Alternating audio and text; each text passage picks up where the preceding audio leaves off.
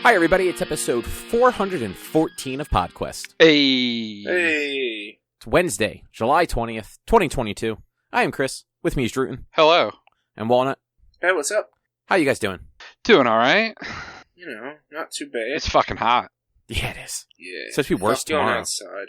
Mm-hmm. You know what? Since it is hot, and we just spent like a half hour doing nothing, let's get right into it. Rich, what's on the agenda? Oh boy. Sorry, I was looking at my phone. That's what you get for the not being agenda. prepared. I'm prepared. It's open. Okay? Cobb, you played PowerWash Simulator. And then, Drew, you played Slay the Spire. Then we're going to talk about Parasite, the book club from this week. And then, if we've got time, I watched the first My Hero movie. If we've got time. Yeah. No, that seems accurate. Yeah. So, have either of you guys checked out PowerWash Simulator? Have not. It is. I've seen the Neebs gaming crew play it once or twice, but I've not actually played it myself. It is by far the most just satisfying gaming experience you may ever have. Mm-hmm. Mm-hmm. I have played probably 12 hours of it. It's not enough. That's all I've had time for so far. I spent like 4 hours on Sunday, I think that was. Yeah, it was Sunday because it was when Erica went to get her hair done. I started it up thinking I would play for like 5 minutes, and then all of a sudden 4 hours later, I was power washing a playground. Uh-huh. And boy, everything in this game, disgusting. Super gross. Yeah. I've seen it. I don't know how things get that dirty. There's a game kind of similar to PowerWash Simulator, which is House Flipper. I've seen that one. I actually bought that for Erica. Yeah, you gotta go in, you gotta, like, clean the houses, you gotta clean up all the trash. Every fucking room is covered in black mold. Every goddamn room is covered in black mold. Like, I was watching somebody play it a few weeks ago, and it's just like, you have to mop every fucking wall. But you then get to, like, make the house, and then sell it. So it's like, that's pretty neat. But it's dumb, because in House Flipper, you're not, you're a contractor flipping the house for another company, and the other company pays you to flip the house, but then I guess the other company sells it. I don't really know how it works, but it was silly, because it's like, you're your own boss. Why do you gotta listen to other people? No, you're not your own boss. You're a contractor. It's dumb. I mean, that's the world we live in, right? I mean, as a house flipper, though, you tend to be your own boss, unless you're just the construction person, which if you're the construction person, you shouldn't be there fucking cleaning that house. You should just be demoing it all. I mean, actually, you're not wrong. But yeah, in this game, you are like an up-and-coming power washing superstar. Mm-hmm. And yeah, you start out where you're in a garage with your power washer. You just got a basic ass power washer. You got a couple different nozzles for like degrees, like basically how wide or thin the stream is. And obviously, like, if you know anything about power washers, the wider the stream, the less powerful it is. And you have a really dirty van to power wash, so you get through that. And then your second task is doing a backyard. Like somebody like bought but they rented a house, and they got into the backyard was a fucking disaster. So you do the backyard, and then you move on to like full blown houses, like just climbing up on roofs and power washing roofs and shit. You like I said, there's a playground. Like it's a fairly large playground. Every surface is black, so you just by the time you're done, it's a very pretty playground, very colorful. But boy, is it dirty. Even the trash cans are gross. Well, I mean, they're trash cans. Yeah, but like they are like dirtier than most trash cans are on the outside. Fair. Look, not a lot of people think to clean the stuff that you clean with. So like, I mean, you're not wrong. I knew friends that like they had a Mr. Trash, like the robot. It opens on itself. You just wave your hand. That's Mr. Bucket. No. He was lots of fun. Oh right, you put balls in his mouth. No. The balls come out of his mouth. Oh, okay, gotcha. Yeah. Oh my God, Cobb, you did a bit. Or did I? Did a bit. Or did I not know how Mr. Bucket worked? Clap for Cobb. He did a bit. He was thinking about Gator Golf. Gator Golf, the balls go in the Gator mouth. Golf. I mean, there's also Hungry Hippos. Also, balls going in mouths. Yeah, that's munching up. But yeah, like you don't in that put case. you don't put the balls in the mouth. You eat them. But However, Mr. Trash it's like it's a trash can. You wave your hand over the sensor and it opens up. And it was like there was a party that they were having, and the Mr. Trash wouldn't open up, and they were like, I don't know why it's not working, and I just grab a towel and I wipe off the sensor, and then wave my hand and it opens up. I'm like, not a lot of people think to clean the stuff that they clean with. That was saying that one of my managers had when I worked at McDonald's. Like, they were like, hey, you need to go clean down the washing machine. It's like, what? Why? Because we need to clean it. Well, why? Well, you need to clean the things you clean with. We'll fail inspection if we don't clean our washing machine. That's actually kind of funny. Yeah. But yeah, so a lot of time spent power washing things, which is not something I thought I would be doing. And it's addicting after, like, you just kind of, once you start, you can't stop. It's like Pringles. I'm just bringing this back to all of the old slogans. Uh-huh. I'm just waiting for you to just say one that doesn't even fit, like Crossfire or something like that. Just be like, just Crossfire. You get caught up in it. Yeah. Yeah. I was It totally honestly, works. I was trying to remember what the slogan was for that. I can hear the song in my head, but not the words. Crossfire. So all I hear is da-na-na-na-na-na, Crossfire. But yeah, no, I mean, you do get caught up in it. Like, that actually fits better than you'd think, Rich. Yeah. And it's on Game Pass, and it's available PC, Xbox, and cloud streaming. Mm-hmm. So I played some on Xbox, and depending on how you're playing, it doesn't always work great with the controller. Trying to aim at certain small areas can get really hard with just the analog stick, because it doesn't have aim assist, but it almost feels like it has aim assist, or at least I don't think it does. Mm-hmm. But the one nice thing with the controller is, and you can do this with the PC too, is you can kind of just turn on like the auto spray so that like it just keeps spraying, and then you can kind of just point it at the ground and kind of like walk back and forth so that you're not getting that like weird like cramp in your hand from holding the trigger in constantly. Yeah. And like I said, the PC does that too. I did find I tried playing on PC a little bit. I found my hand just getting kind of achy from like holding the mouse for so long. But that's also like I don't really ever do that, so it was a new experience. Haven't tried mobile yet, but I have the Xbox controller, so and like the clip-on thing for it. So I imagine like it would play just like if I was playing on console. It also supports multiplayer. I think I want to say it's 2-player co-op on some stages, but larger ones you can actually get up to 6 players. So like I imagine like the playground that I did, you could have up to 6 people just demolishing that in like 10 minutes, where it took me like hour and a half to do. Yep. Sounds about right for that game. Some of the maps and some of the things you have to clean take a long fucking time to do. Yeah, and like the nice thing that the game does is there's like a little meter in the top left corner that shows you how much of whatever you're pointed at is left to clean. Okay. So like the bar just slowly empties as you clean something. If it's a small thing, like you just watch it like zip down. If it's a big thing, it goes very slow. There's also a button or a key to hit that will make dirt glow like a yellowish gold color. So usually, in most circumstances, it makes it easy to find like that like random spot that you missed. Because it'll tell you, if you check settings, it'll say what sections aren't 100% yet. So you can go look, be like, okay, the roof isn't done yet. Like, let me go check the roof, or the gutters aren't done yet. Let me check inside and underneath the gutters. Because that's usually where it gets you. It's like underneath of something, like underneath like a ledge or a crevice or something where like you wouldn't have necessarily looked to begin with. Mm-hmm. Yeah, like I think one of the early levels, it's like a backyard. There's a shed, like a swing set, and then there's like a little pond type thing. Yeah, with a bunch of rocks all around. Yeah, that's the second level. You have to get under the rocks as well. So like you can spray the top of it and it'll be fine.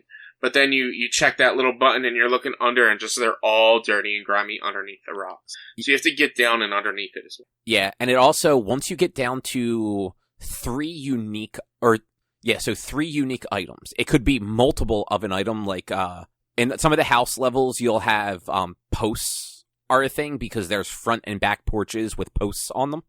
So once you're down to 3 unique items, like a wall, a roof, and a post, and it could be like 4 walls, 6 posts, and a roof. It'll show them like on the screen as like to-do items, basically, and they will get checked off as you complete them. So when you get down to like the last few things, you know what to go focus on without having to constantly open the menu and then like tab around to try and find what's going on. Yeah. The last level I was playing, I forget if it was yesterday or the day before. I think it was the day before. It was a house. It was the house that looks like a shoe. And boy, was that thing a pain in the ass. Like getting around and underneath the laces and underneath like the tongue of the shoe was a bitch. But I'm down to the point now where I have 99% of an area done. There is a piece of wood work. Like I forget the exact word they use, but like, excuse me, there's like wood panels, like thin little like strips of it that run on different parts of the house. On one of them, there is 1% dirt on it, and I can't find it. I spent like 15 minutes just scouring this boot, like hitting the button that makes dirt glow, and it's probably just this one little speck that I haven't found yet. And there are so many places where these wood pieces are, and like there's a few where like it's a microscopic area where a piece of wood is, because it's like underneath a windowsill, between like the windowsill and a flower box. And it could be like any side of that could potentially have the dirt on it. The game it's reasonable for most of the time for this. Like this is the first level I've had that happen. And I think it's because those items, the surface area is so small that you just have to get more of the dirt cleared off of it. Some things that I've done, like driveways or like the roofs of houses, it's very forgiving when it comes to like how much dirt's on there when it just says, okay, cool, you're done. Like once you get the majority of it, it'll just kind of auto clear the rest of it usually when it's in like a big area. Small areas, it's like, no, you really have to get in there with like the like pin precision one and like hope that you can knock that shit out.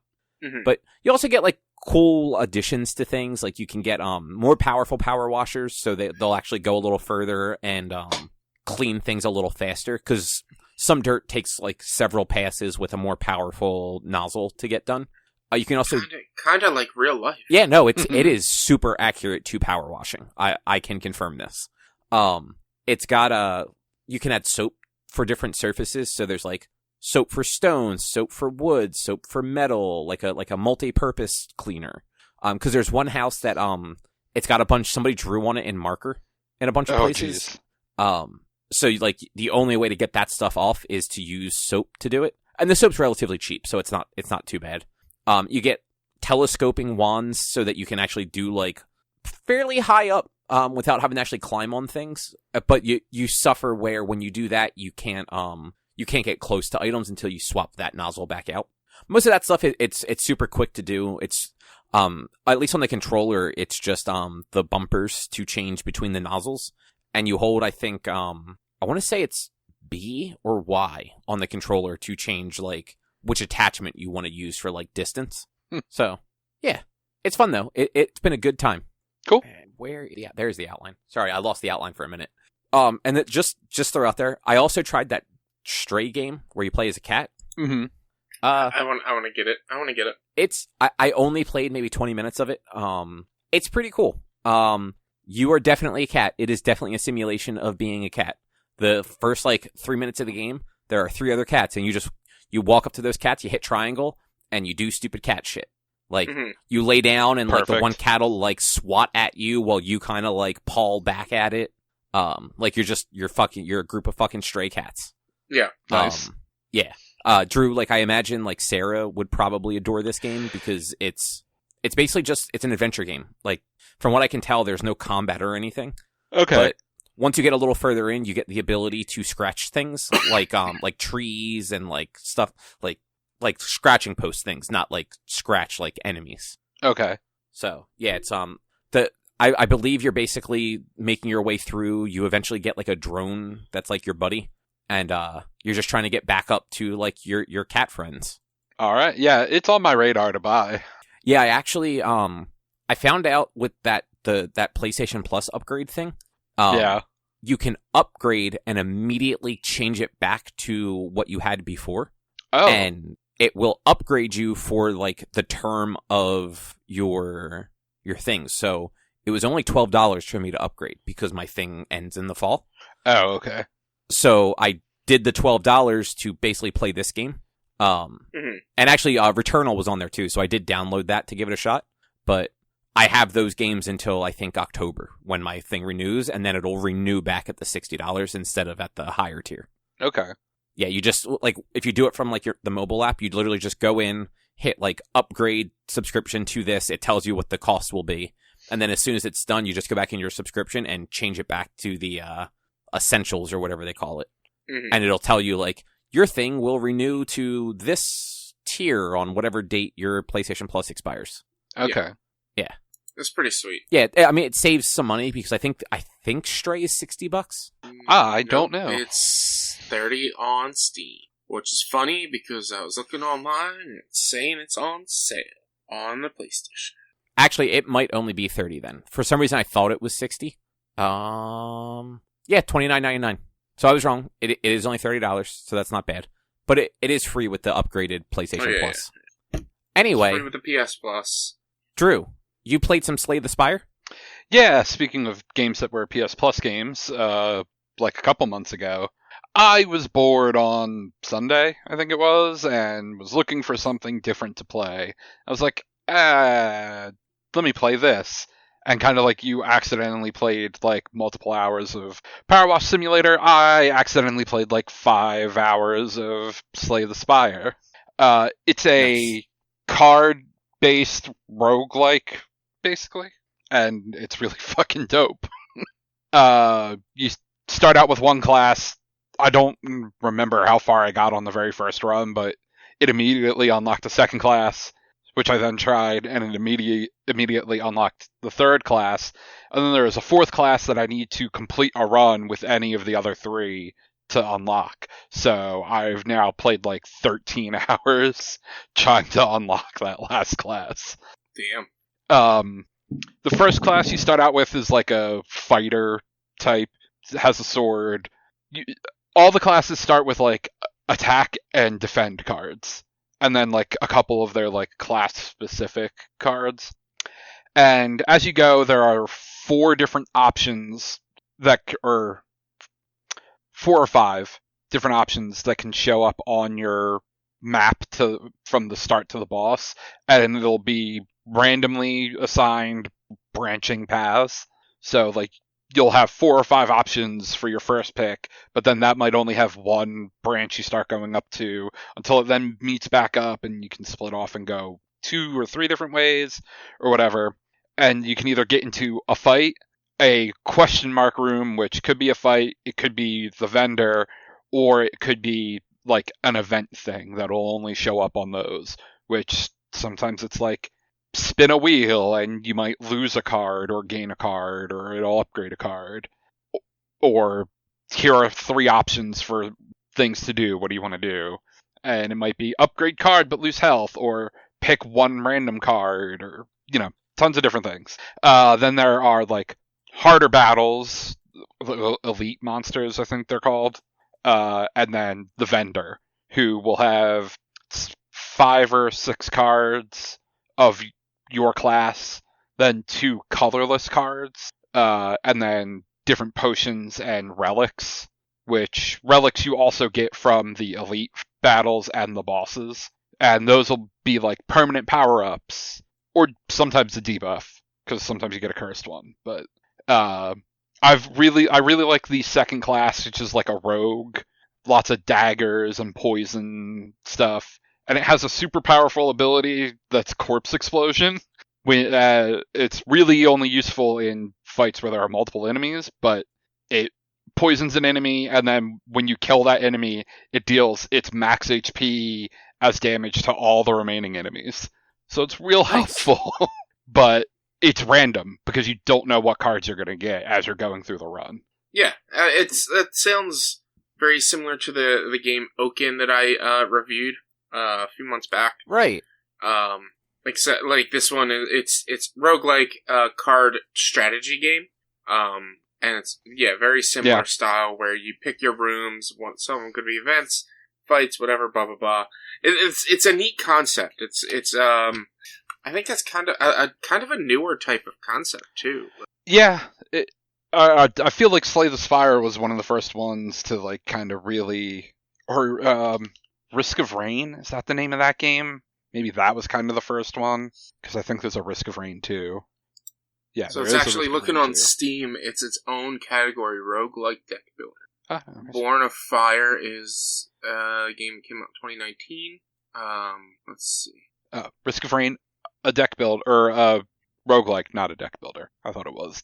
But yeah, Hand of Fate, which Eric's been talking about, is to me as well. Yeah, there's its own category in Steam for roguelike deck builders, which is, I like the idea because I'm a fan of deck building card games. Yeah, you would be.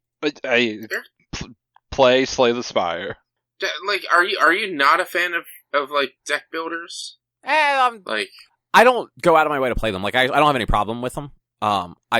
They tend to be a little more like in depth than I'm looking for. But if one ever like clicked with me, I'm sure I'd play it a bunch. They're not. I'd say this, like, Slay the Spire, not that. I don't think deck builders are very in depth. They're honestly very basic. Slay the Spire is relatively basic. That's fair. Like I said, like they're just. I never like go, oh, I want to play a game that involves cards. But like I don't have anything against them. I was just picking on Richie. I mean, but you picked on me by saying something that you would like a thing. No. But I mean, yeah, I would like, because I do like it. Just open about it. Yeah, because you would like something like that. Yeah, because they're fun. They're super fun, and like they have the strategy aspect as well as the like pseudo randomness without having to roll. I know you don't like rolling dice, so like I wonder if that's why they never really clicked with me, because of like the pseudo randomness of it, like the whole like you're kind of at the will of the cards. But it's equally as random as rolling a die, which I don't like. Exactly. It's less random than that. Cards are less random. Actually, a deck builder is a deck builder specifically is a little less random. Because generally your deck in your hand starts with the same like 6 cards, and you only draw 2 or 3 of them at a time. But then you start to build your deck the way you want it, and you stack it the way you want to stack it to have things. It makes it less random because it's more probability than it is random. Yeah. I think that's the few times I've played deck building games, I think that was kind of the thing, similar to what you were saying before we recorded about you being bad when it comes to like getting like the armor sets together for Monster Hunter. I don't have a lot of patience when it comes to like actually building the decks. So rather than like do what you're supposed to do and like read those cards and like formulate like a plan, I just kind of like willy-nilly add things and like hope for the best. Oh no, that's. I mean, let me tell you, when I do deck builders, it's like because you're always you're limited to what you can add to your deck. So it's like it's because there's always like 6 cards, and then once you pull one, you draw the next one and figure it out. But like there's one that I enjoy, but it's hard as hell. It's the Dragonfire game that I got for that it's a D&D based deck builder game, and it's like it kind of pushes you to grab certain cards based on your class. So if you're rogue, you're more likely grabbing like the red cards, the rogue and stealth cards, the deception cards. If you're a healer, you're more likely grabbing the healer cards. But like you don't want to just grab the healer cards, you want to try to divvy up a little bit into some other branches as well. And so like you gotta kind of play your class. So like a lot of deck building games, your character has their like pseudo class that you build along, so it's not really like it kind of pushes you in a direction. I mean, Slay the Spire is very much you pick your class. You are only getting the cards for that class, except there is a relic that will give you cards for all 3 or 4. Yeah, no, all 4, because I've been getting cards when I've gotten that relic that I've never seen before and are a different color. So I'm like, oh, that must be the other class I don't have. But it's like I've found that within, especially the fighter and the rogue class or whatever, I forget what their names are, but there are like separate builds you can go down in each one, like if certain cards show up. Like I found the rogue has a card. They have a lot of cards that give them shivs, which are 0 energy cost attack cards. I have a power card, which is like a permanent for that combat power-up, that will increase the damage of all the shivs. So I would then, every time I saw a card option to pick after a fight that gave me a chance to get shivs, I was like, give me that card. So, like, there were times where on the first turn I would get that power. I had 2 backstab cards, which have an ability on them that you always get them on the first draw of a battle. And I would get the power with the shivs, bonus damage, and then the card that gives me 4 shivs at a time, and just do like 40 damage on the very first turn. And I've only spent 1 of my 3 energy. And I was like, oh shit, this build got dumb. And then I got to a boss that had 999 hit points, and just kept getting stronger attacks every turn, but would instantly die on the 6th turn, I think it was. But I ran out of ability to defend myself on like the next, I think it might have even been the last turn before it would have died, but it did 65 damage on its turn. But it was like, it's going to do a lot of damage, but every time it takes damage, it loses strength, which lowers its attack. But I got to a turn where I was like, well, I have like 1 attack card and 3 defense cards, and it's going to do almost my max HP and damage. And I was at like half health. I was like, son of a bitch, this run was going so good. Don't you just hate when that happens? Like, you're getting a good run, and you're just like, fuck. Mm-hmm. Could have had it this time. I was like, I should have gone a different route, but hey, I made that choice. It was the furthest run I'd ever been on. I hadn't gotten 2 elites into that 3rd zone. And I was like, well, this is a fucked ass boss. That's the hard part about it being like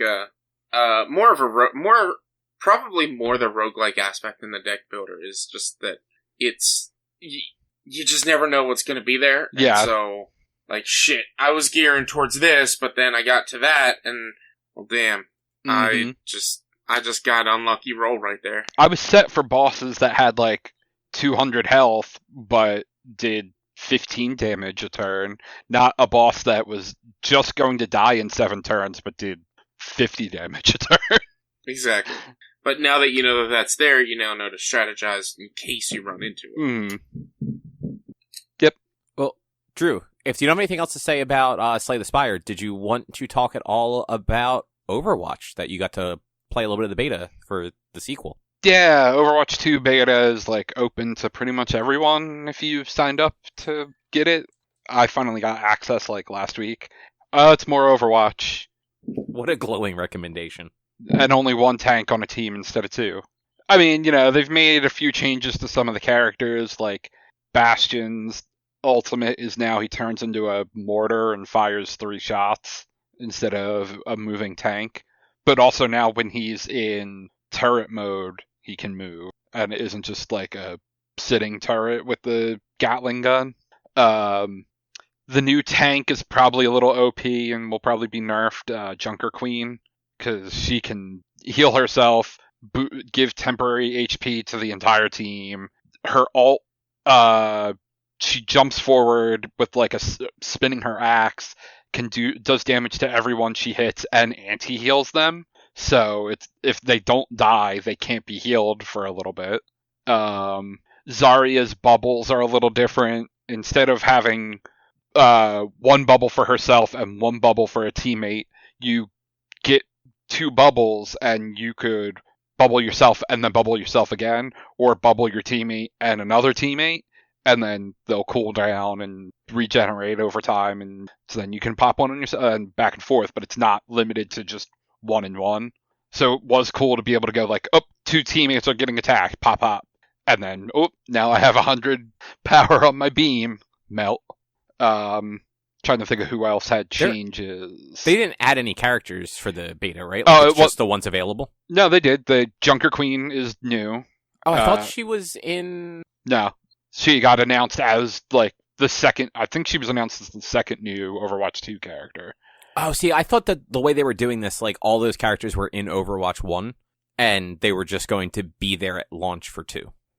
I could be wrong, but I'm 99% sure they're not adding these characters into 1. So and correct me if I'm misremembering, because I haven't really kept up on this. What isn't the plan that Overwatch 1 is basically just going to stay the same and still be like you'll still be able to play Overwatch 1 with people who are playing 2, like at least to an extent? I mean, I don't know how they would handle that, considering Overwatch 1 is still 6v6. Like, I don't think they're patching Overwatch 1 to make it 5v5. Okay, so maybe they dropped that, because I know that was how they were originally pitching it. That might have been the case, but they've now made Overwatch 2 free to play. Oh, I forgot about that. I'm 99% sure that was a recent thing. They're like, yeah, we're not even charging for it, but I'm going to double check that. But, and then there's a character, Sojourn, who she's a damage character that had like a rapid fire rifle that charges every time you shoot, and then you can fire like a charged shot with it. And then I forget what her ult is, because I only really played her once. So, yes, you should be able, once the official release comes out, and this is according to just a random website that was the first link that came up when I searched it on Google, and it was from April 28th of this year. The official release, 1 and 2 players will be able to play against each other. I wonder if that's changed at all since they made the switch to free to play. That definitely was a thing they announced for sure, but I don't remember if they said anything in between. As for Sojourn and Junker Queen being in Overwatch 1, they are not listed as characters on Overwatch's official website, so no, I'm pretty sure they have not been added to base Overwatch. Okay. Yeah, I thought that was what they were doing, but I also haven't really paid a whole lot of attention to it. I mean, they could be when the beta ends. Like, there's a chance that right now they're only in the Overwatch 2 beta. Beta ends, but before Overwatch 2 goes live, they get added into Overwatch 1, potentially. But at the same time, I mean, especially if, like, 1 and 2 are going to be able to play with each other, I'd imagine that's going to be the case in some way. That or they get added to 1 when 2 comes out. But I have no idea how that's all going to work. So, Overwatch tweeted in 2019, Overwatch 1 players and 2 players will play alongside on the same map. But I'm going through an article on PC Gamer, just trying to see what they say. You can't purchase Overwatch 1 apparently, according to them. This is a June article. It's saying you can't buy Overwatch 1 right now? Is that what it said? You can, yeah, it says, at the bottom, you can no longer purchase Overwatch 1 on its own. Either Overwatch 2's Watchpoint pack with premium skins, making currency is now the only way to acquire the original game if you haven't already. Oh, okay. So what they're doing, Overwatch 2, because it's going to be free to play, they're not going to allow people to purchase Overwatch 1 anymore, because just get the free game, and if you want the Overwatch 1 packs, you have to pay to get those. But otherwise, it's all going to be all one and the same. If you own Overwatch 1, it's just going to update basically to Overwatch 2. And you're going to have all the content from your Overwatch 1 onto Overwatch 2. Okay. So it's essentially a free update, but they're calling it Overwatch 2. It's a free expansion, essentially, in a sense. Yeah. And then the PvE stuff isn't in the beta now and is coming like next year, supposedly. We'll see. Yeah, I won't hold my breath. No. So I've had people telling me to get Overwatch. I'll just wait until October to get it. I don't really care much to play it. I mean, it's fun. Like, it's a good game. But I mean, I played it like once or twice, and like it's fine. Like, I'm not saying I hated it. I'm not saying I loved it. I just like it's a game. But like I'll give it a shot when it comes out, when it's free to play, because fuck giving Blizzard any money right now still. Fair. I mean, yeah, I get that. But yeah, I mean, when it's going to be free to play, like, at that point, like, why not give it a shot? I mean, yeah. It's not like they might throw ads into it, but I don't purchase things in games. I don't purchase cosmetics. I don't give two shits about cosmetics. The only cosmetics I want to purchase right now, they're doing some anime-inspired cosmetics on Apex that I want a few of them. But it's really dumb because they have, Cobb, you're not going to know who Watson is. And Drootin, you're probably not going to necessarily understand why it's dumb. But the Watson is a character in Apex. Her costume is Naruto. And, Wraith Mirage. does the Naruto run! But fucking Mirage, who is Deku, Mirage makes clones of himself. And Wraith does the Naruto run. Why isn't Wraith Naruto? But Mirage clones himself, which is Naruto's #1 move. Why aren't they just all Naruto? I mean, they all could be Naruto. But then you have fucking Crypto, who's Goku. Like, who the fuck cares about Crypto? Who cares about Goku? I mean, everyone cares about Goku, but no one cares about Crypto. No one likes Goku. Crypto's dope, dude. Like, and then who was it? Bangalore is Sailor Moon, which I like that because I've been a Bangalore main lately. Bangalore's a cop. Fuck Bangalore. So is Sailor Moon. But then she's fighting evil by moonlight. Somebody is supposed to be influenced by Evangelion, which anytime we talked about it, people were like, "Oh yeah, I haven't watched Evangelion." I'm like, "You're only missing 2/3 of an anime. You're fine." But yeah, some of those skins are what I want to purchase. And Fall Guys, they're re-releasing their Godzilla skins, so I might actually like put money down for those. But other than that, I don't give any crap about cosmetics. This guy over here, I don't do cosmetics, but there are these 2 games with a bunch of cosmetics I want. Like there's 4 cosmetics in the world of cosmetics that I've ever been like, I kind of want these. I kind of really want them. A whole world of cosmetics. There's like 4 that I really want. Ever. I'm just, that's 4 more than you acted like there would be.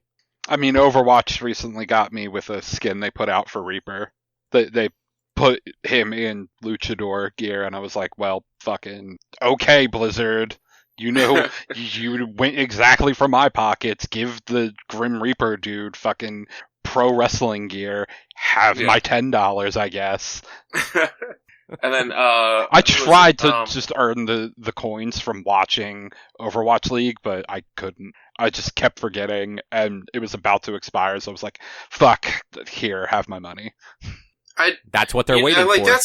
That's a good idea, is to maybe check more like Apex streamers and make sure they've got drops to see if they have drops for coins or points or whatever to buy these cosmetics. But because I don't think any of the Gaiden cosmetics in Apex are unlockable by playing the event or the season. It's all purchase, I think.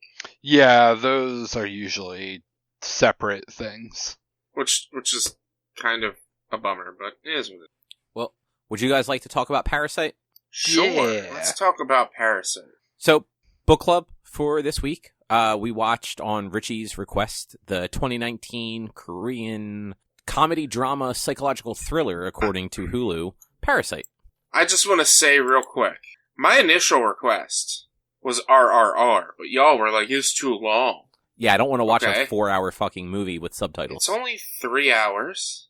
It was going to feel like 4, just like this one felt like 6. Are you saying you didn't like Parasite? It was fine. Richie, what was your thoughts on it? Just like your quick viewpoint. I loved it because my favorite thing about it is it felt like 3 movies.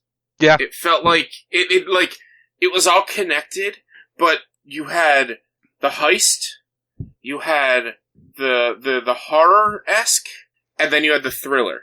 Mm-hmm. And it was like 3 parts of the movie, all connected, all intertwined together, but they felt like 3 portions of a movie. And it was just like, I loved the concept of how it all worked. I really enjoyed the acting, and like the storyline itself and like the suspense they built, but I loved it. I loved it.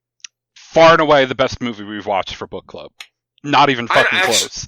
I'd have to agree with that. Come on, we watched Larry the Cable Guy and Jingle All the Way too.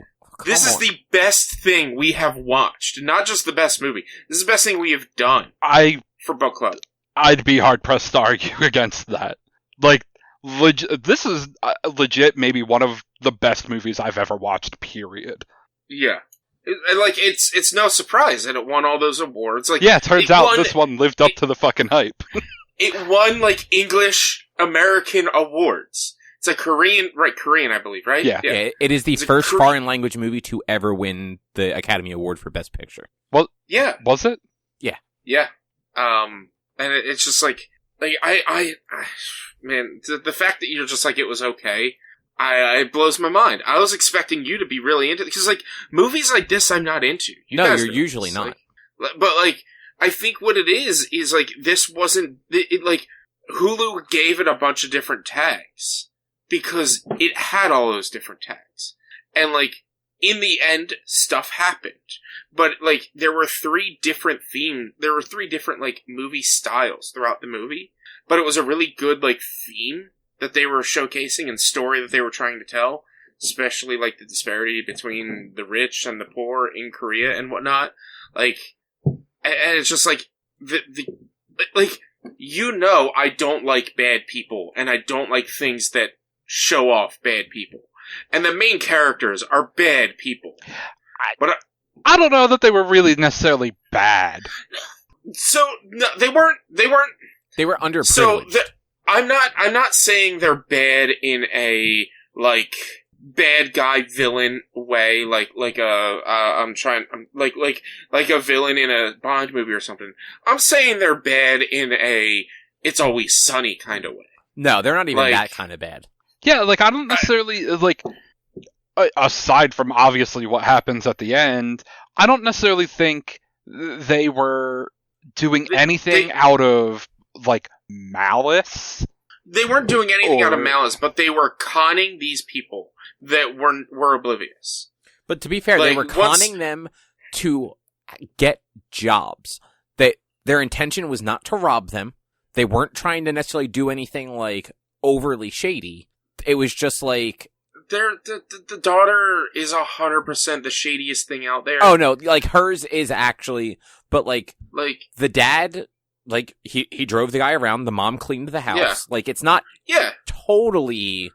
Like, if this was Always Sunny, they would have literally been doing it to, like, steal something or to, like, yeah. do something mean to the people that live there. And that's the other thing. Like, I was worried about, or like early on, before like they all had their jobs and they were getting the mom the job, and they were asking about like their financials and like the deed of the house or something like that. Like, my mind was going, oh shit, they're gonna like find a way to take the house from these people and then become the rich people. They're gonna find a way to like actually steal from them. And that's when the movie started to take a turn from the heist to like, oh no, there's actually some weird shit that like no one knows about with the friggin' bunker. And that's like, I started to laugh at that. I was like, this is not what I was expecting at all with this ending, or with this like second act, essentially. It's not what I was expecting with this. Yeah, and like, to be clear, like, I didn't dislike the movie. I honestly had trouble getting into it. It felt a little too long. The only chance I had to watch it too was like during work, which like didn't help. Excuse me. How long did you play PowerWash Simulator for? Oh, I played that a lot, but that was over the weekend. Yeah, but you played... The only time I had was to watch it during work, but you played PowerWash Simulator for 12 hours. Yeah. Okay. I mean, he's got you there, Cub. No, so to be fair, like I talked about this before, Erica does not like watching things with subtitles. I was not going to I was not going to have that on the TV downstairs. But you 100% said Erica was getting her haircut, so I played PowerWash Simulator. Yeah, and I watched this before that. Like, I watched this at the end of last week. I thought you texted on Monday about it. I did, but I had already watched it. I waited because I figured you guys would have watched it by Monday. I fucking watch everything the last day. That's fair. I usually do too, but with this one, because I knew it was subtitled, and like, if things didn't line up right, I knew that like I'd need time to watch it, so I tried to get it done a little early. You should go back and watch it. Yeah, you should definitely like spend time to watch it. I mean, like, at this point, like, I know the twist and everything, and it's not going to hit as bad, and like, I was honestly bored with like the middle chunk of it. Like, I thought the opening was interesting, and I thought the end was interesting, but a lot of the stuff in the middle was just kind of like, okay, this is what's happening.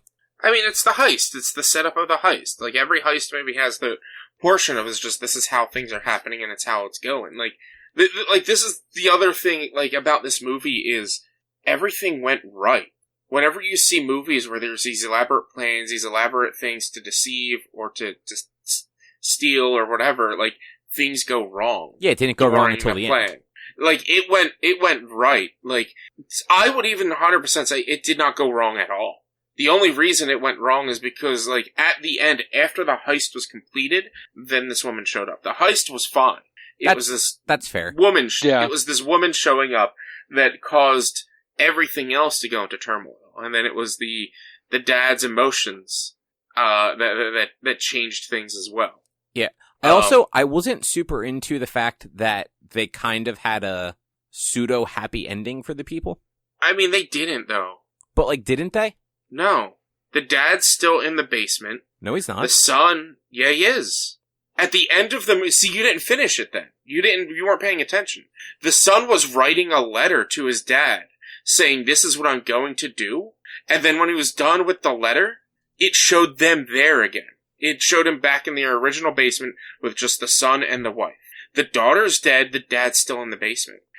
What was going to happen hasn't happened yet. And you don't know if it's going to. That's his plan, but you don't know if that's going to happen or not. There was a scene of him going in and buying the house, and then standing in the yard where the dad comes out and he hugs him. And then it cuts back to them not being in that house, and the dad being in the basement, in the safe room in the basement, all by himself. Yeah, I think I took that as like, I don't think I saw that the same way. I thought that like they were showing us how it ended, but then they brought us like it ended back where. No, because that was him. That whole him buying the house was like was him writing the letter or making a plan to do that. But that doesn't you don't know if that's how it's going to go down. Like this dude it's going to be impossible for him to find a fucking job to be able to become rich enough to buy this house. Yeah, I mean that is fair. They did only get probation and freaking brain damage. He seemed fine at the end there. He was able to decipher Morse code. I've never had head trauma. I can't do that. But you've never learned Morse code. He was a scout. He was in the army. He learned Morse code. I thought he did say that he knew it, didn't he? For some reason I thought Yeah. No, he was in the army. He was military kid. Which the thing I hated the most was a relationship with fucking him and the daughter, because she's 16 and he was in the military. Like, and they're fucking kissing and whatnot, and like, oh, I'm gonna ask her out when she's in college. Like, that's just, I mean, I don't know if that's a cultural thing over there. I'm not gonna, like, you've watched I don't anime, like it. Like, I realize this is Korean, not Japanese, but like, look at how many animes involve like siblings falling in love. This wasn't that bad on like a scale of like one to the other.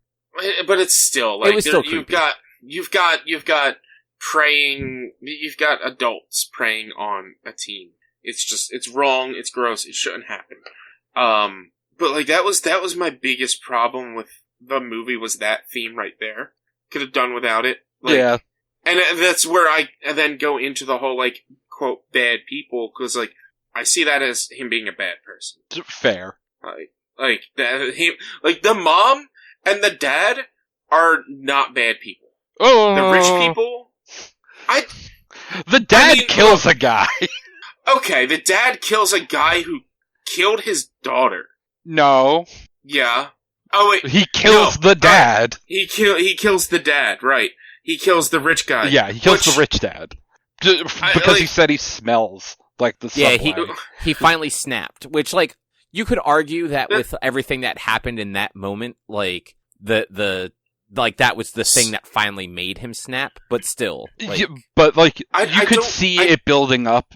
That was the, like, only expected thing that, for me, that happened in the movie, was like, oh yeah, of course, the dad killed the rich dad. Everything else about this movie, why I super liked it, was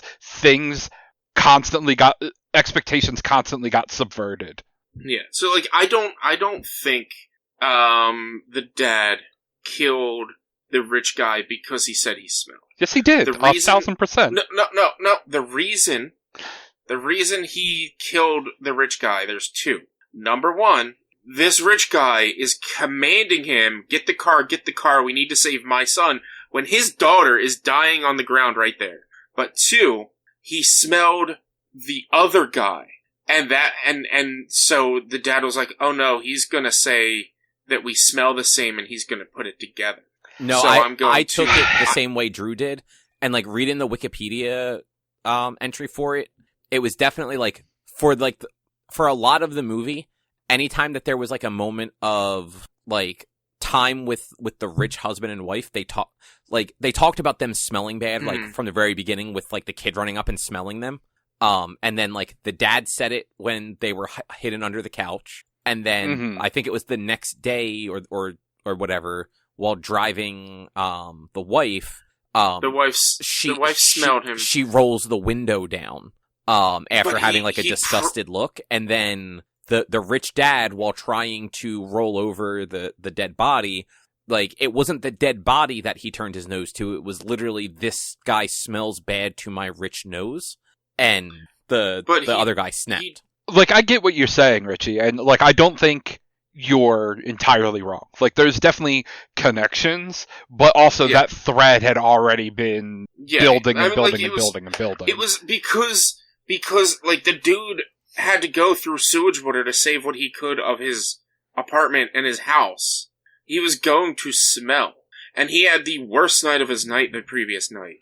And just, like, I honestly don't blame him for snapping. Like, it was everything piled on. If that party hadn't happened that day, he probably wouldn't have snapped. But because the party happened the very next day, and he just had to spend the night on the floor in a gymnasium, and, like, and you have these rich people living life like nothing happened, even though the lower parts of the city were just flooded, and people were stuck in sewer water and shit. Like, that's what caused him to snap. And yeah, it's bad that he killed the guy, but like, that was a crime of emotion and not like a pre-planned thing. It was kind of something that just, absolutely. Like, it was a he snapped. Like, he got pushed over the edge during a traumatic moment, and he snapped. Like, honestly, like, if that had happened in America, he probably would have pled like insanity at the moment,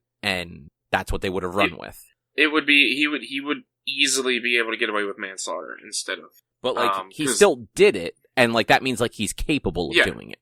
Yeah, he still did it, and like, I'm not trying to like excuse that he did it, but like the idea of like, they're good people is like, he had a moment of weakness, but I feel like he didn't do anything to anybody except for that. He did his job. He was like, he conned for the maid, but like, it was all planned by the children. So that's why I put more weight on the children and how bad they are than anyone else.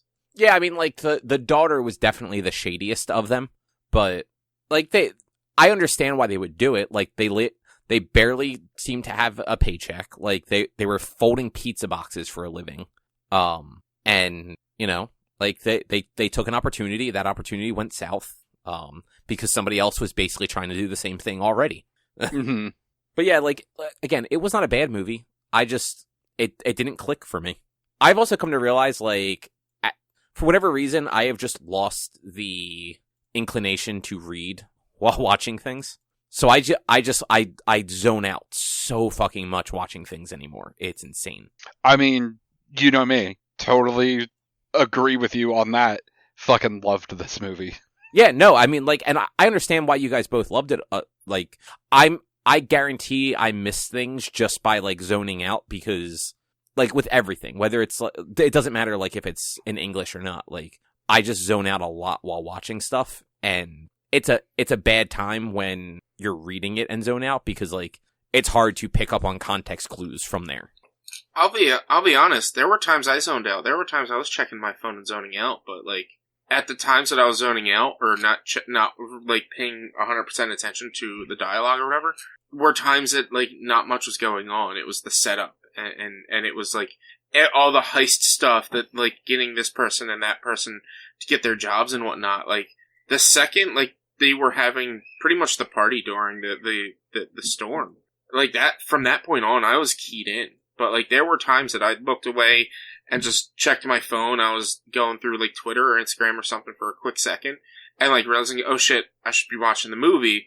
And, like, I didn't miss anything. Context. This movie did really good with context. Like, if you looked away, if you weren't paying attention, it's not like a normal spy movie or heist movie where if you're not paying attention, you're gonna miss big things. Like, you're gonna get the context based on either what happened before or what's happening after. Yeah. Like if you're not paying attention, you might have missed the point.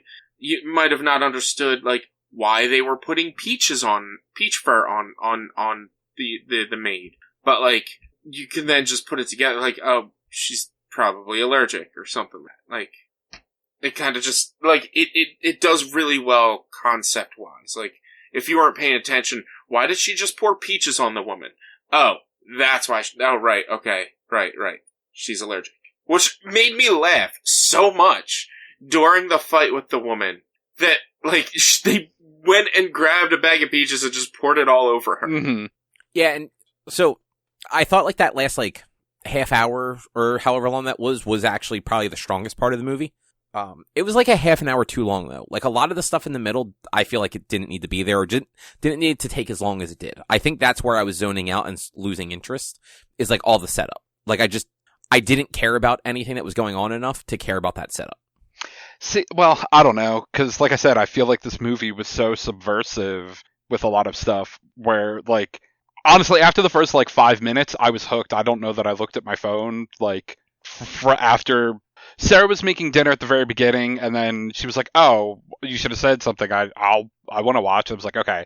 I paused, like, 7 minutes in, gave her the quick recap, and then, like, that was when he was meeting with the friend who told him about the rich family. And, okay, yeah. Like, from that point on, like, it was like, oh, okay. Okay, now he's in, finding this out. Oh, okay, now he's got the sister in, and they're making up this thing.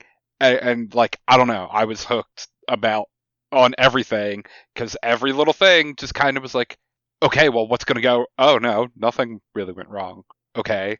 Like, always expecting something, and then it not giving me the thing, and then, boom, everything, all the bad happens at the end. And it's like, oh. Yeah.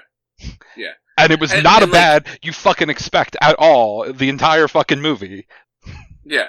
And, like, even, like, with me, when I would, like, lose focus when I would look on it wasn't like I was bored or whatever. It was just, I need to fidget. I fidget. And so, my immediate reaction when I have those urges of fidgeting is check Instagram real quick. Check Twitter real quick. Look at my phone and see if anybody texted me. And that's all it would be, is, like, I'd check, I'm like, alright, get back to the movie. Because, I mean, for every book club thing, you guys know, unless it's a podcast, for every book club thing, I'd make sure to set aside the time to watch it. Like, I think there was only one recently that I didn't, and that's just because of poor time management, but other than that, I sit there and I watch it. I don't do anything else. Well, you had trouble with work on that one, I think, though, too. Yeah, it was... I wouldn't say it was poor time management. I think your day went sideways, and the time you had allowed for it did not happen. I mean, it was a combination of both, because, like, I had planned on, because I think we also recorded on a Tuesday that week, and I had planned on watching it Monday night, but I was gonna stop at 10 and watch it, and then I found out that it was, like, almost 3 hours or something like that, because I think that was the raid, or raid 2 or something like that. And so I ended up, like, I ended up playing later than I wanted to, on stream, and then still had to watch it, and I was like, shit, alright, I'll just watch it tomorrow. And then things went sideways with work, to where I couldn't, like, not work and just watch while work was going. But I was able to get through it. Like, that was the only time I've ever, unless it's like a podcast or whatever, it's the only time I've ever not set aside time to just watch it. Good for you for having time. You had time. You can't say you didn't. I was busy playing PowerWash Simulator. I thought we went over this. I mean, you could have been like, why don't you watch this movie first? I mean, I did watch the movie first. I just didn't watch the movie again. Well, I mean, you could have done it on the weekend, like when you knew you had time. So when I watched the movie, at that point, I totally forgot that I would have time on Sunday. It just sounds like excuses. No, I mean, that 100% is. But also, I probably wouldn't have watched this movie on Sunday. So, like, there's that, too. Man, I watched this movie on Monday night after stream. That's very late to watch this movie. I was worried. I was worried that but I ended up calling stream a little bit earlier, so it was like I usually go till 10, but I ended up like stopping around like 9:30. Like I was playing Monster Hunter and didn't have anybody playing with me, and so I was like, all right, I'm gonna call it here. And then I fussed around like looking at armors and shit for about 15 minutes. I'm like, all right, I actually have to call it. I stopped and I watched. It was only 2.5 hours. I got done. I think it's 2 hours and 15 minutes, 2 hours 17 minutes. I got done like a little after 12:30. I was like, all right, this is reasonable. This is when I usually go to bed. Yeah, actually, that really isn't bad. But like, it was anytime we've watched something that had subtitles, if I start watching it too late, I start to fall asleep because I'm tired. But this one, I was a little tired, but it like hooked me right away. Yeah, I did not have the same experience. I totally understand why this movie got the awards it did and why you guys liked it as much. And I thought it was a very good movie. It didn't click for me the same way. I think you're just wrong. Hey, I mean, everybody has an opinion. On the rare occasion, I agree with Richie on this. Yeah. Look, I mean, like, everyone has things that they like and dislike. And it's not like I'm saying it's a bad movie or I disliked it. It just, you guys definitely liked it way more than I did. And the whole world liked it way more than you did, apparently. It happens. Man, what's it feel like to be Drootin right now, Cobb? Whoa. That's fine. I don't really care. I mean, like, me liking this movie does not have any impact on my day-to-day life, so we're good. At least it's not wrestling. Or at least I don't like wrestling, I guess I should say. He says he doesn't like wrestling. Oh, snap. Yeah, what you gonna do now, Drew? Say that you're not wrong. Wrestling's been pretty bad. You're coming around. Just as Richie's on the precipice of finally diving into it fully. Oh, I'm not gonna stop watching it. I'm just saying it's bad. Man, this guy, you gotta twist his arm to watch most movies, but he will openly admit to watching something that is bad. Yeah, because while it's bad, most wrestling has better character building. Does it? Yes. AEW especially. Because of the bad character building? Ugh. I don't know about that. Well, is there anything else either of you want to say about Parasite? You should all watch Parasite. I agree. Really, it's on Hulu, and it is worth watching. Like, it was a good movie. It's just, like, it might not click for everybody the same way. Sure. You can be in that 10% doesn't have this rated as good on Rotten Tomatoes. Hey, I gave it 4 stars on whatever that app is I use. You use an app and rate things? Letterboxd. Okay. It's how I track how many movies I've watched in a year. But yeah, I didn't know you did that. Yeah. Cause I try to watch at least one movie a week. Well, I don't always get one movie a week, but I try to have at least watched 52 movies in a year. That's too many movies. Is it? Or is it not enough movies? No, it's too many. It's like at minimum 40 too many. No, that's actually... I feel like 52 is a reasonable amount. But like, also I'd say like maybe like 45 is a reasonable amount, just the way... Like, 52 is doable and is fine. But like, my goal would be like 45, just so that I don't have to force myself to watch a movie every week in case like, I can't fit the time in. It never quite works out to one a week. But like in 2021, I watched 70 movies, and that's 70 movies that I had not seen previously, or at least had not seen in 5 to 10 years previous, like since. That's very specific. So like I basically like if it's been more than a decade since I've seen the movie, I'll put it on the list. If it's something that I saw, 5 years ago, 6 years ago, I won't. I'll just count that as like I'm just watching something that I've seen before. So there wasn't anything unique to it. Mm-hmm. So like this year so far, things that like I put on here, I put the 2 Ninja Turtle movies because I hadn't seen them in probably 15 years, and I put Silent Hill because I hadn't seen that one since it came out. But I feel like we watched something else, or at least I have watched something else that. So I had never seen The Raid before, so that is on here. Oh, okay. So this 70 movies that you put on there, that's not just the 70 movies you watched throughout the year, because you could have watched movies within that year, so you could have gone over 100 movies. Yeah. Okay. These are just like unique movies that like I've either never seen before or it has been long enough that I don't remember them. Look, 100 movies, also reasonable. I think I think beyond 150 movies, that becomes a little bit unreasonable. But about 100 movies a year, not terrible. Yeah, I think that's a reasonable number. We had a very strong start because the last couple of years, for New Year's, what we ended up doing is like watching movies New Year's Eve and then continuing that New Year's Day. So like, I think New Year's Day 2021, we had watched like 5 movies. So like, I came right out of the gate in January with 5 movies watched. And then there were a few more that we watched in January. Like, I think that was, according to the list, like we watched Knives Out that same month for the first time and a couple other things. Yo, Knives Out was good. How did I see that before you? I don't know. Actually, I remember you talking about it and saying that it was good and me going like, huh, wouldn't expect that of you. Yeah, that again, another movie that subverts expectations. Yeah. A lot of the way. And like that's the thing for me. Like so many movies are so fucking predictable that it's like not worth my 2 hours. Generally, but like to me, wrestling's not. No, like so yes and no. Wrestling and also predictable isn't always bad, except generally with movies, it gets to an outcome that it's like, okay, this was predictable and not interesting. That is true. But like a lot of times in wrestling, yeah, okay, hell, we've known who's going to win WrestleMania for like 8 months. The reports have been out there. But the way they did the thing is interesting. Like, however this match ended up or whatever was interesting. And like, that's my thing with most movies is like, okay, here it was predictable and yeah, that was the ending. Cool. It was fine. Whatever.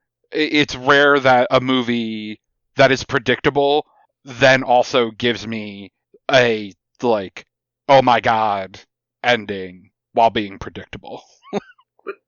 I hate the argument of predictability just because I literally said predictable doesn't mean bad, but if it's predictable and not interesting at the end. Can I finish though? No. Can I finish? Because yes, you're going to watch Fast and the Furious, and Dominic Toretto is going to turn on the family, and by the end of it, he's going to rejoin the family. You know that. That's predictable. But like you said, there's in between. But like if you're talking about any action flick, you know the good guys are going to win. Duh. Like that's predictable. The Empire good guys Strikes are going to Back. win. Good guys lose. Bam. Not predictable. Good movie. I mean, accurate. It's the only good Star Wars movie. Yes, Han Solo. The ending of that movie is bad for the good, like all the good guys. Yeah, unquestionably. Rogue One, also a good Star Wars movie. Alright, Rogue One was pretty alright. But that's predictable. You knew what the fuck was going to happen in it. You did, but also you didn't. Like, they could have not killed everybody. It would have been really hard to explain that, but they could have done it. And also, like, you didn't really know how they got there. Because, like, the original canon, like, before Disney bought it, the Dark Forces games were how the Death Star plans were stolen. So they completely redid how the Death Star plans were stolen. Yeah, but I didn't read any of that extra shit. Those were games, my friend. I never Kyle played Katarn, man. I never played it, though. Like, yeah, they quote, redid it, but it's not canon anymore, so they didn't redo anything. It was canon for 30 years, goddammit. It's not canon now. You're right. But it also... been 30 years. 95 to 2015? That would be 20. 20 years. 20 Jesus. years. Right, sorry. Math. But it's still, it's just, like, I'm not trying to come at anyone right now, but, like, when people say, this is predictable, like, I hate that argument in general. But just because... there is a difference between predictable and still entertaining, and predictable and boring. Agreed.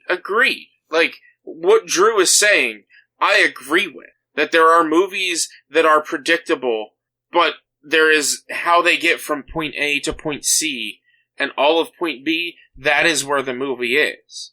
Because Rogue One, 100% predictable. You knew everyone was going to die. You knew that they were going to steal the planes. Like, that's the story. You knew that that's how that was going to happen. But, how did they do it? That was the fun part of it. Yeah, but not all movies get that right. There are movies where the movie is already not good, and you're sitting there be like, okay, well, this is what's going to happen, and then it happens beat for beat. Exactly. Way, and that's Agreed. bad.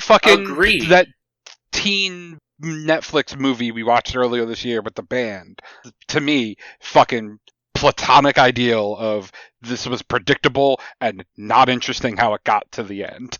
There was nothing interesting and unpredictable, like, anywhere throughout that entire movie. Unlike this movie, which kind of had, actually, I guess this didn't even have a predictable outcome. Like, nothing was predictable in Parasite. Like, but, fucking, I don't know, Rogue One, predictable outcome, but from A to Z, everything in the middle was not predictable and interesting and cool how they did it. And, like, when wrestling is good, that is what's good in wrestling. It's like, okay, like, AEW building to Hangman Page winning the championship was pretty predictable for like a year, but the way they did it and built his character and had him lose at times he thought he was going to win and then become it was like, okay, they built this along the way to a predictable outcome that everyone loved. That's the difference. All I'm hearing is wrestling is predictable and boring. Is that what you're hearing, Rich?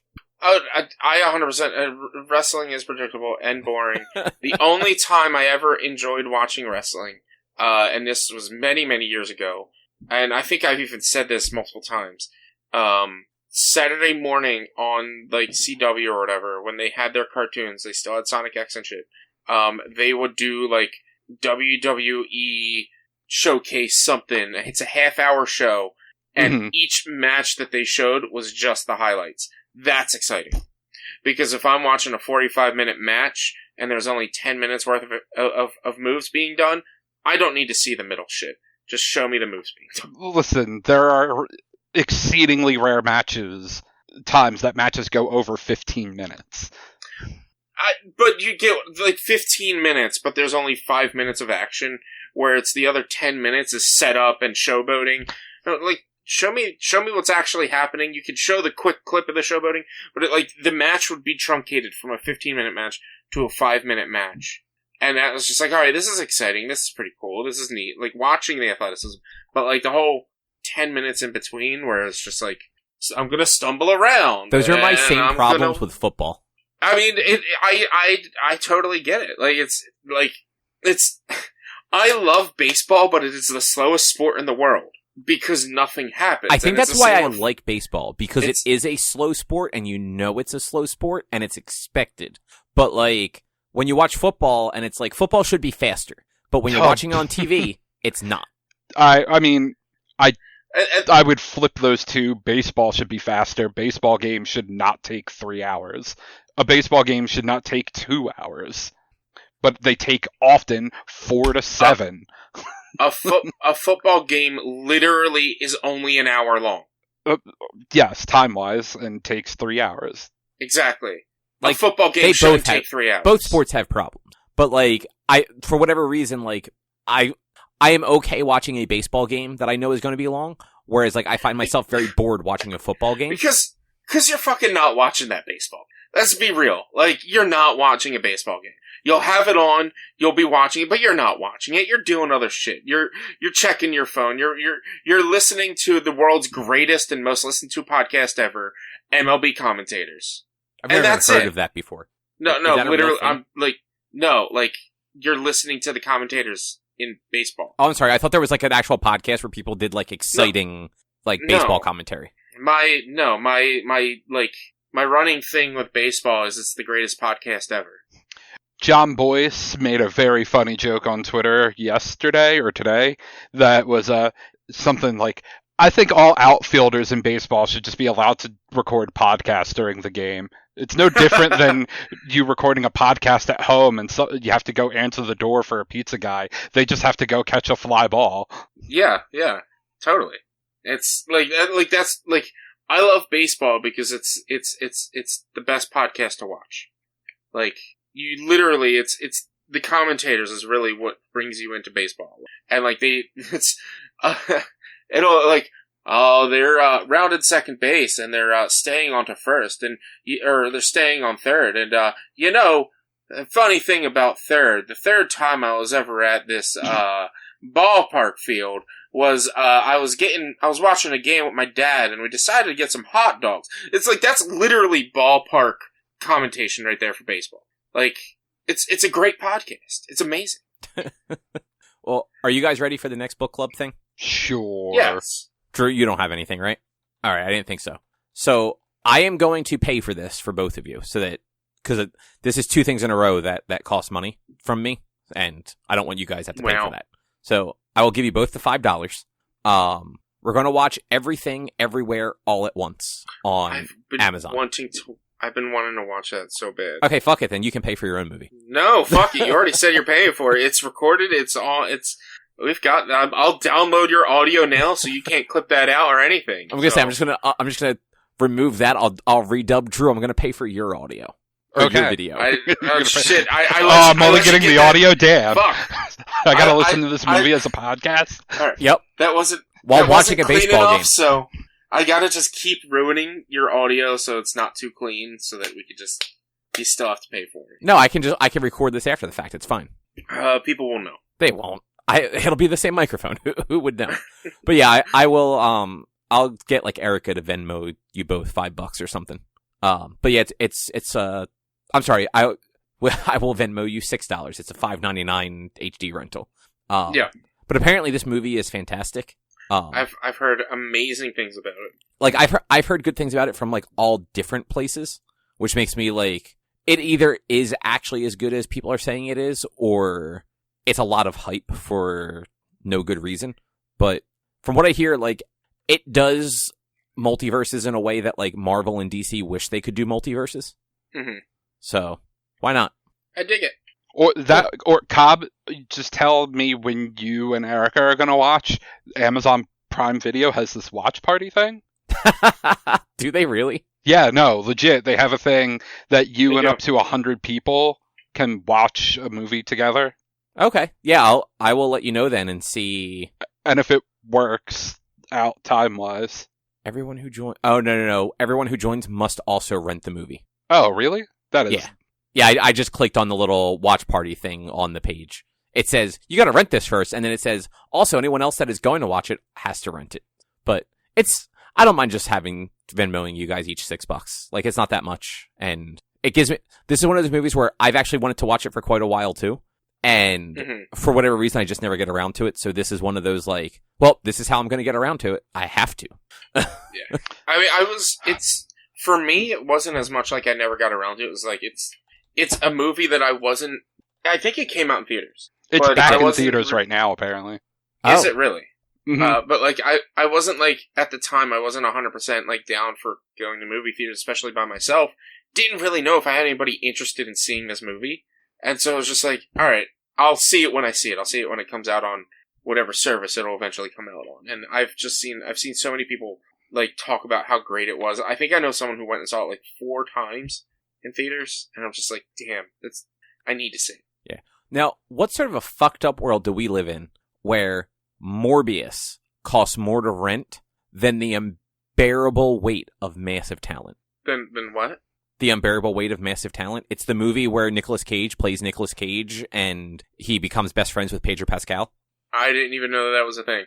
Oh yeah, no, it honestly looks like it's either the best Nicolas Cage movie or the worst. Like I'm not sure which direction it goes in, but yeah, like Nicolas Cage plays himself, like a bit of a caricature of himself, and then Pedro Pascal plays like a super fan who like they somehow become friends, I believe, throughout the movie. It involves like a CIA agent, apparently. Weird. Yeah, so the little thing on Amazon for it is, in this action-packed comedy, Nicolas Cage plays Nick Cage, channeling his iconic characters as he's caught between a superfan, Pedro Pascal, and a CIA agent, who is played by Tiffany Haddish. Wait, superfan Pedro Pascal? Oh, well, so the superfan is played by Pedro Pascal. Okay, I would like it either way. Like if Pedro Pascal was playing himself and was a superfan, or not. But that's interesting. I mean, that would actually be great because generally, like, if you've ever seen like interviews and stuff like that with Pascal, he is like just like a super goofy dude who just wants to have fun. But like in movies and shows and stuff like that, he always plays like the like kind of like cool, quiet, brooding guy. And I'd much rather see him play himself in a movie at this point, just to like change it up a bit. But yeah, that movie is only $4.50 to rent. Fucking Morbius is $6. I mean, it's the same yay, world Sony. where Morbius made triple what the Nick Cage movie made worldwide, just domestically. Yeah, that Nick Cage movie only made like $28 million. That worldwide. sounds about right. Yeah. And it's Morbin time, so you know. Look, I just gotta say, I was upset I didn't hear Thor say it's Thorben time in Love and Thunder. Well, you have to remember, they were already done reshoots by the time Morbius came out. The next Thor movie, definitely going to be in there. It's gonna be Thorben time, yeah. It better be. But that's probably going to do it, unless you guys have anything else. No. Yeah, I mean, that's it for me. All right, so then in 2 weeks, on our August 4th episode, we'll be talking about Everything, Everywhere, All at Once. And beyond that, if you'd like to find more of our content, you can head over to www.one-quest.com. You can also help us out by supporting us at patreon.com/onequest. If you can't support us there with your dollars, though, you can go to your favorite podcast platform, Apple Podcasts, Google Podcasts, Spotify, Stitcher, iHeartRadio, Amazon, all sorts of places. Rate us, review us, subscribe to us. It all helps a whole bunch. You can also find us on social media, facebook.com/onequestonline or at @1_quest on Instagram and Twitter. Our YouTube channel is youtube.com/onequestvideo, and you can always send us an email at social@one-quest.com. Otherwise, we will be back next week with something else to talk about. Oh, Rich, what's your stream stuff? Anything? Friday, the 22nd, Mario Kart, community Mario Kart and stuff is going to be set up for celebrating my 200 followers. Come join and hang out, twitch.tv/b_walnuts, as well as most likely on the 5th, Friday the 5th of August, there will be some form of birthday celebration, as my birthday is on the 3rd. I haven't fully figured out what's going to happen for my birthday. I'll stream that. Okay. And what was your Twitch? Twitch.tv/b_walnuts. All right. And with that, we will be back next week with something else to talk about. Bye. Bye. See you. You didn't say thanks for listening. I said that before. I wasn't listening.